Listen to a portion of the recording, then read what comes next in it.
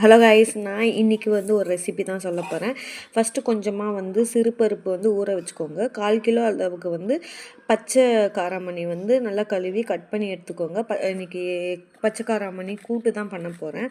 நல்லா கட் பண்ணி எடுத்துகிட்ட பிறகு ஒரு குக்கரில் கொஞ்சமாக எண்ணெய் விட்டு கடுகு சீரகம் போட்டு வெடிஞ்ச அப்புறம் இடித்த பூண்டு 2 பல் சேர்த்துக்கோங்க. அதுக்கப்புறம் வெங்காயம், கருவேப்பிலை, 2 பச்சை மிளகா, ஒரு பெரிய சைஸ் வெங்காயம், அப்புறம் ஒரு பெரிய சைஸ் தக்காளி நல்லா கலரிட்ட பிறகு வெறும் மிளகாத்தூள், அப்புறம் குழம்பு மிளகாத்தூள், கொஞ்சமாக மல்லித்தூள் அப்படி போட்டு நல்லா கலரிட்டு, மூங் தால் ஊற வச்சுருந்தோம்ல அதையும் போட்டு கலரிட்டு, கட் பண்ணி வச்ச காராமணியும் போட்டு கலரிட்டு, கொஞ்சமாக தண்ணி விட்டு ஒரு 2 விசில் விட்டேன்.